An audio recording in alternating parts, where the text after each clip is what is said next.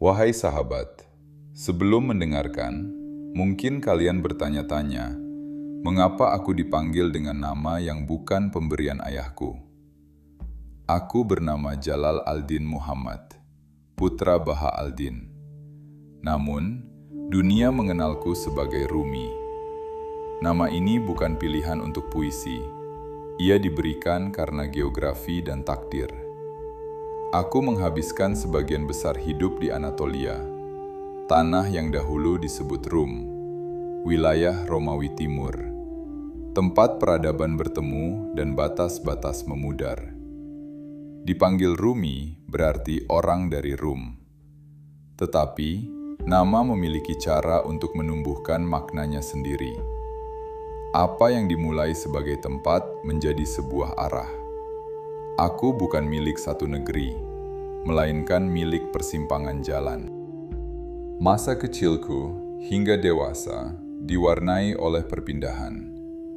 Aku lahir di Balkh, sebuah kota ilmu, tetapi perang dan kekacauan membawa keluargaku melintasi gurun dan kota-kota, hingga akhirnya kami menetap di Konya. Dalam perjalanan itu, aku menyerap ilmu pengetahuan pada zamanku, hukum, teologi, bahasa, dan logika. Aku belajar secara mendalam dan mengajar dengan penuh keyakinan. Aku dilatih untuk menjelaskan, menilai, dan memberi arahan.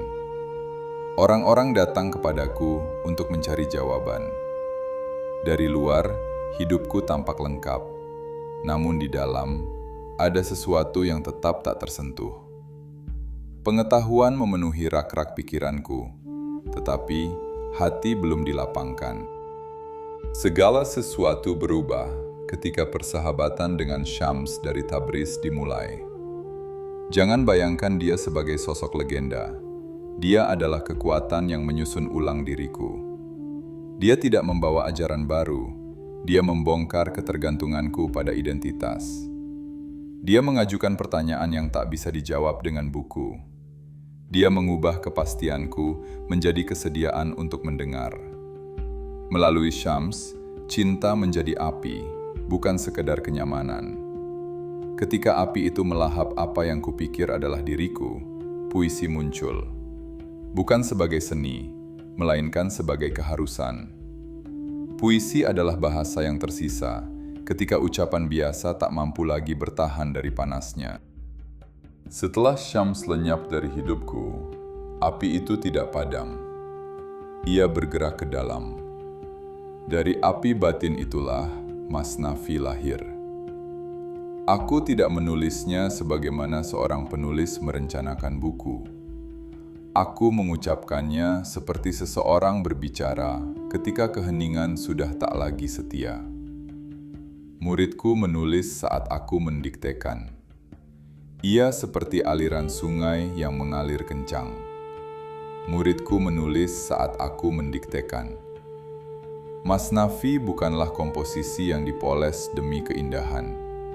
Ia adalah aliran sungai yang menderu dengan lantang. Dan, seperti semua sungai, ia membawa berbagai arus. Wahai sahabat, Masnavi terbentang dalam 6 kitab, bukan sebagai jilid yang terpisah, melainkan sebagai satu perjalanan yang makin mendalam tahap demi tahap. Buku pertama dimulai dengan perpisahan. Ia dibuka dengan jeritan seruling bambu, karena kebangkitan selalu diawali dengan kerinduan. Di sini, kalian bertemu dengan mabuknya cinta pertama, kepalsuan duniawi, bahaya pengetahuan tanpa pengalaman, dan kejutan dipanggil melampaui kebiasaan. Buku pertama membuka hati. Ia menyingkap hasrat, kesombongan, ketakutan, dan rasa lapar untuk memiliki. Ia mengajar melalui kisah-kisah yang hidup. Karena jiwa pada tahap ini masih memerlukan gambaran. Buku kedua beralih ke dalam dan terasa makin berat. Rasa manis memudar. Tanggung jawab mulai masuk. Pengetahuan tak lagi dibanggakan, melainkan diuji. Di sini kalian bertemu kesetiaan tanpa imbalan, kesetiaan tanpa kegembiraan, Cinta tanpa gairah berlebihan. Buku kedua bertanya, apa yang akan kalian lakukan setelah kalian melihat? Ia memuji niat, otoritas, ketulusan, dan cara-cara halus ego bertahan dari kebangkitan. Banyak yang merasa kitab ini sulit, sebab ia hanya menawarkan sedikit hiburan. Namun, kesulitan ini adalah rahmatnya. Ia melatih daya tahan. Buku ketiga bergerak menuju pemurnian. Di sini, perjuangan tak lagi kentara. Kemunafikan menjadi samar. Kepastian menjadi berbahaya.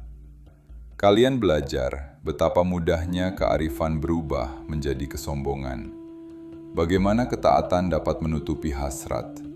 Bagaimana keakraban bisa membutakan. Buku ketiga menajamkan daya pembeda. Ia tidak terlalu peduli pada kejatuhan dan lebih peduli pada upaya untuk tetap terjaga. Ia bertanya, apakah kalian dapat tetap bersedia belajar meskipun kalian sudah tahu banyak hal? Buku keempat menggali persahabatan, otoritas, dan kerja tak kasat mata dari waktu ilahi. Kisah-kisah di sini menguji kesabaran. Sebab dan akibat tak lagi tampak linear. Kalian diajar bahwa penundaan bisa jadi rahmat, pencegahan bisa jadi petunjuk, dan kehilangan bisa jadi pelajaran. Buku keempat melonggarkan cengkeraman kalian pada kendali. Ia mengajarkan kalian untuk mempercayai proses yang tak bisa kalian atur.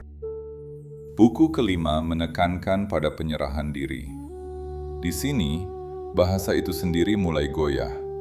Penjelasan makin menipis. Keheningan menjadi bermakna.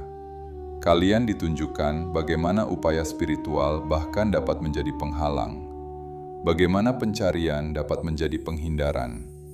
Bagaimana hasrat dapat bersembunyi di balik kesalehan.